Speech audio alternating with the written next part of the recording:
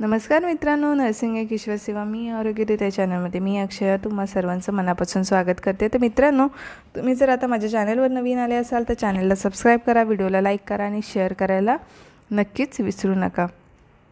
आजचा व्हिडिओ आपण बघणार आहोत primary health care nursing ANM first इयरचा क्वेश्चन पेपर बघणार आहोत। त्याचे क्वेश्चन 1चे आन्सर बघणार आहोत। चला तर मग आपण व्हिडिओला सुरुवात करूया। तर पहिला प्रश्न आहे 5 मार्काला जो विचारला जातो, फिलिंग द ब्लँक्स। तर आपण बघूया, ताप उतरण्याच्या पद्धतीमध्ये रुग्णाचा ताप हळू पायरीने खाली येतो त्यास डॅश डॅश असे म्हणतात, तर त्याला लायसिस असे म्हणतात। त्याच्यानंतर एड्स होण्यासाठी कारणीभूत विषाणू डॅश डॅश हा आहे। एड्स होण्यासाठी कारणीभूत, आता आपल्याला 4 प्रश्न किंवा 4 ऑप्शन दिलेले असतात। H1 नाही आहे, HIV पण नाही आहे, HIV हा उत्तर बरोबर आहे, HCV व्हायरस नाही आहे आणि SSV पण नाही आहे। तर आपलं बरोबर उत्तर काय आहे, तर HIV हे जे उत्तर आहे HIV।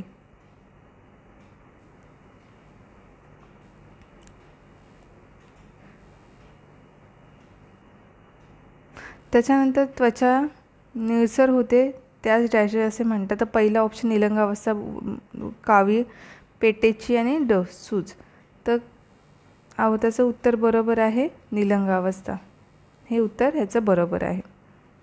त्याच्यानंतर एंडोकार्डियम व पेरिकार्डियम या दोन्हींच्या मधील भाग कार्डियक मसलने बनलेला असून डायजेस्ट म्हणजे एंडोकार्डियम आणि पेरिकार्डियम या दोन्हींच्या मधील भाग डायजेस्ट कार्डियक मसलने बनलेला असून त्यास डायजेस्ट म्हणतात। तर काय बोलतात त्याला, 4 ऑप्शन आहेत, एंडोकार्डियम, मायोकार्डियम, पेरिकार्डियम आणि मायोमेट्रियम। एंडोकार्डियमचं ऑलरेडी एंडोकार्डियम हे पेरिकार्डियम आणि हे ह्याचे अवयव म्हणजे हृदयाचे आवरण आहेत, जे लेयर असतात ते। तर मायोकार्डियम हे उत्तर बरोबर आहे। मायोकार्डियम मधल्या भागाला मायोकार्डियम असं म्हणतात, जे मसल्सनी बनले आहे त्यातल्या मधल्या भागाला मायोकार्डियम म्हणतात। आणि मायोमेट्रियम हे गर्भपिशवीचा मधला आवरण आहे, तर मायोकार्डियम हे उत्तर बरोबर आहे ब। जठरास होणाऱ्या दाहास डायरिया असे म्हणतात। 4 ऑप्शन आहे, गॅस्ट्रोएटिस, एंट्रायटिस, गॅस्ट्रोएंट्रायटिस आणि कोलायटिस। तर उत्तर बरोबर आहे गॅस्ट्रोएटिस हे उत्तर बरोबर आहे ओ। आता 5 मार्काला प्रश्न परत येतो, योग्य जोड्या जुळवा। तर अ गटामध्ये सर्पदंश, भाजणे, त्याच्यानंतर ॲनल्जेसिक, स्टार्ट आणि नेफ्रॉन। तर ब गटामध्ये आहे ॲस्पिरिन गोळी ताबडतोब देणे, मूत्रपिंडातील कार्यक्षम भाग, 9चा नियम आणि ASV। तर आपल्याला बघूया, सर्पदंश म्हणजे काय येईल, तर ASV, ठीक आहे। भाजणे म्हणजे 9चा नियम ह्याला लागू होतो। ॲनल्जेसिक म्हणजे ॲस्पिरिनची गोळी येते। स्टार्ट म्हणजे ताबडतोब आपण बोलतो ना, डॉक्टर लिहून देतात स्टार्ट। आणि नेफ्रॉन हे मूत्रपिंडातील कार्यक्षम भाग आहे। तर अशा प्रकारे याच्या जोड्या आहेत। आणि मला एक प्रश्नाचं तुम्ही उत्तर द्यायचं आहे, मला शोध स्टडी करा थोडासा। BD स्टार्ट म्हणजे लगेच येणे, मग BD या प्रश्नाचं काय उत्तर असेल, BD म्हणजे काय? ऑप्शन आहे दिवसातून 1 वेळा, दिवसातून 2 वेळा, दिवसातून 4 वेळा की दिवसातून 5 वेळा। तर ह्या प्रश्नाचं उत्तर तुम्ही मला द्या। BD या प्रश्नाचं मी विचारलं, BD म्हणजे काय?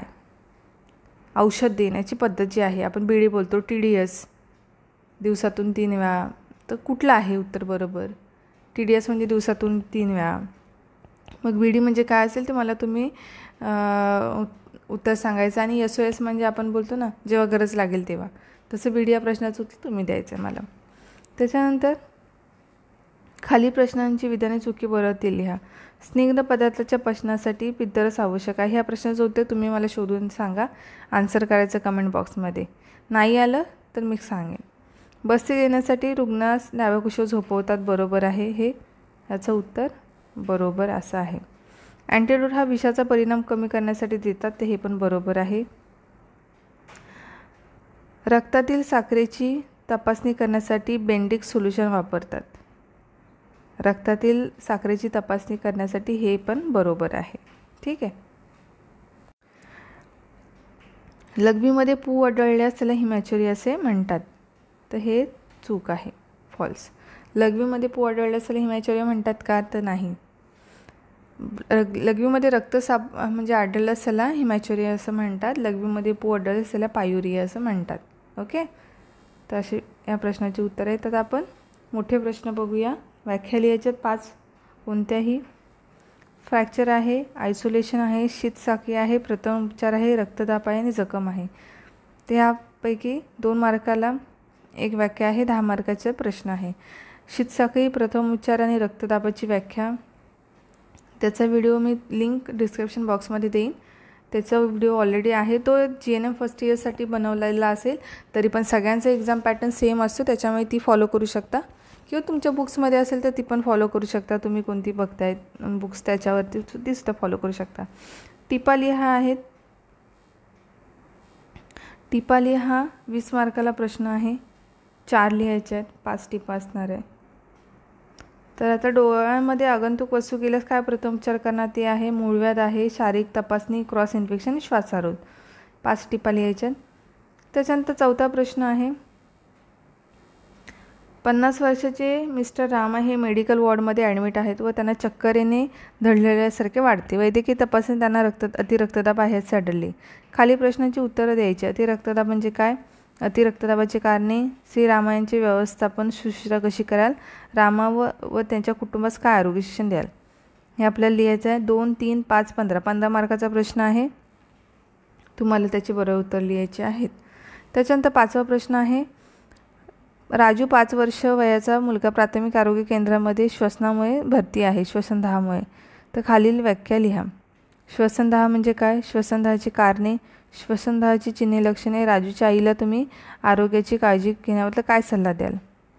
त्याच्यानंतर किंवा त्याला और असतं 5व्या प्रश्नाला.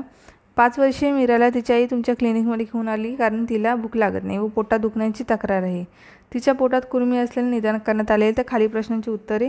पोटातील कृमी होण्याचे कारणे, पोटातील कृमीचे प्रकार, पोटातील कृमीवर उपचार आणि भविष्यात कृमी होऊ नये म्हणून मीराच्या आईला काय आरोग्य सल्ला द्याल.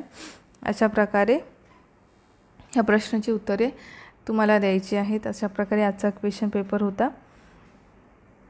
ज्या ज्या प्रश्नांची काही या क्वेश्चनची लिंक आहे ती मी डिस्क्रिप्शन बॉक्समध्ये देणार आहे.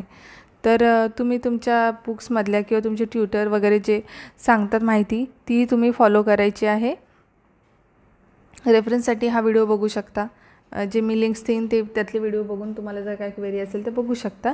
पण तुम्ही तुमचे स्वतःचे ज्या नोट्स काढलेले असतात स्वतःच्या नोट्स किंवा त्याचा ह्या व्हिडिओचा आधार घेऊन टीचरने दिलेल्या व्हिडिओचा आधार घेऊन तुम्ही नोट्स काढू शकता आणि तशा प्रकारे तुम्हाला स्टडी करायचा आहे. आणि आजचा व्हिडिओ कसा वाटला मला नक्की कळवायचं आहे. लवकरच आपण पुढच्या व्हिडिओमध्ये भेटणार आहोत. तोपर्यंत काळजी घ्या, मस्त राहा, स्वस्थ राहा. धन्यवाद.